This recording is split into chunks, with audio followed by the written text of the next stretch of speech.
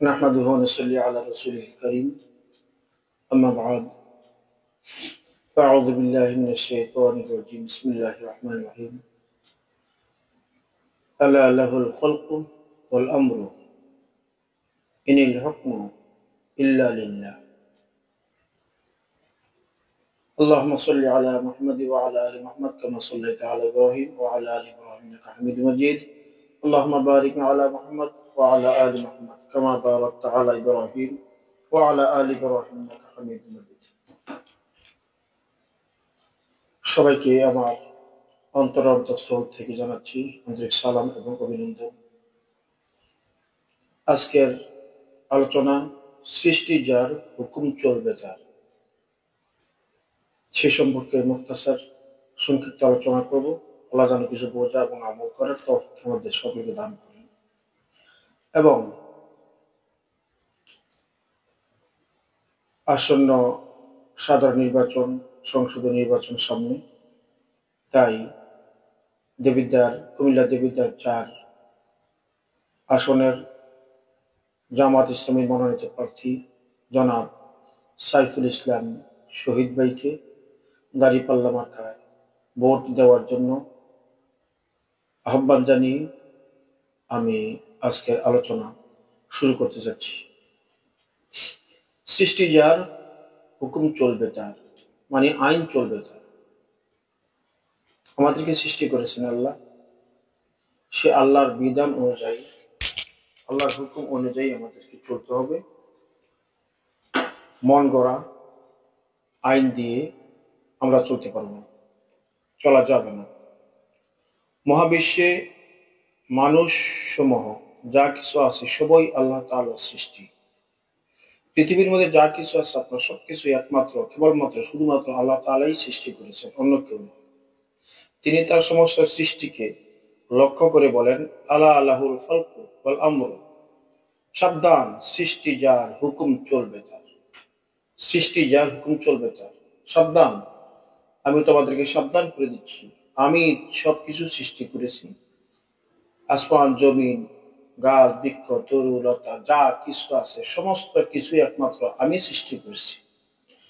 তাই আমার হুকুম চলবে, এখানে কারো হুকুম চলবে না। তিনি তার সমস্ত সৃষ্টিকে লক্ষ্য করে আল্লাহ পাক একথা বলেন। তিনি আরো বলেন, ইনিল হুকমু ইল্লা লিল্লাহ, হুকুম দেওয়ার অধিকার একমাত্র কেবলমাত্র শুধু আমার। মানে আল্লাহ বলেন যে হুকুম দেওয়ার অধিকার কেবলমাত্র শুধুমাত্র আমার আল্লাহ, আর কেউ কোনো হুকুম দিতে পারে না। মানুষ সমূহ সকল সৃষ্টির জন্য এক হুকুম প্রযোজ্য। মানুষ সহ সকল সৃষ্টির জন্য এক হুকুম প্রযোজ্য। বাস্তবে জিন ও ইনসান ছাড়া অন্য কত সৃষ্টি আছে সবাই আল্লাহ তাআলার হুকুম বাধ্যতামূলকভাবে মেনে চলে। মানুষ এবং জিন ছাড়া অন্য কত সৃষ্টি আছে সবাই কিন্তু আল্লাহ তাআলার বাধ্যতামূলকভাবে হুকুম মেনে চলে। তবে মানুষ ও জিনকে আল্লাহর হুকুম মানা বা না মানার স্বাধীনতা দেওয়া হয়েছে। যারা মানবে তারা পুরস্কৃত হবে, তাদের জন্য রয়েছে একমাত্র জান্নাত। আর যারা মানবে না, ফি নারি জাহান্নামা খালিদিনা ফিহা আবাদা, তারা চিরস্থায়ী চিরকাল তারা জাহান্নামের মধ্যে থাকতে হবে। তাহলে আল্লাহর হুকুম অনুযায়ী আমাদের জীবনকে পরিচালিত করতে হবে, আল্লাহর হুকুম অনুযায়ী আমাদেরকে চলতে হবে। আল্লাহর হুকুম মেনে যদি আমরা দুনিয়া থেকে যাইতে পারি ঈমানের সাথে, তাহলে জান্নাত আমাদের জন্য অপেক্ষা করতেছে।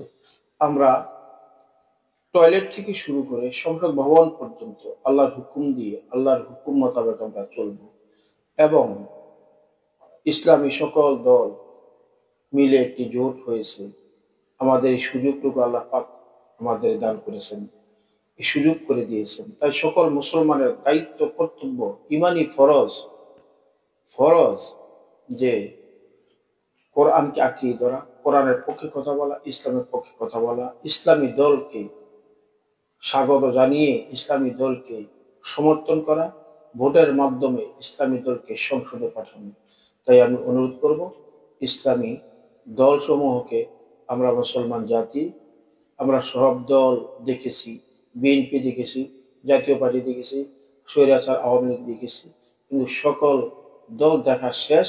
এবার ইসলামের বাংলাদেশ, আল কোরআনের বাংলাদেশ। আমরা যদি প্রকৃত মুসলমান হয়ে থাকি, মুসলিম বলে আমি দাবি করে থাকি, তাহলে ইসলামী দল ছাড়া অন্য কোন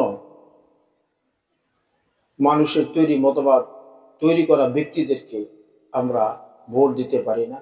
আমরা জালিম, অত্যাচারিত, জুলুমবাজ, দখলদারিত্ব, যারা চাঁদাবাজি করে, যারা নারী দর্শন করে, তাদেরকে আমরা ভোট দিতে পারি না। কারণ আমি জানি, ধরে নেন, আমরা জানি যে অমুক ব্যক্তি খারাপ, তার চরিত্র খারাপ, তিনি চরিত্রহীন, তিনি দুর্নীতিবাজ, তাকে ভোট দিলে সে সংসদে যাবে, কিন্তু তিনি তার নিজের পেট ভরবে, আমাদের দেশের ও জনগণের কোনো মঙ্গল সে কামনা করবে না।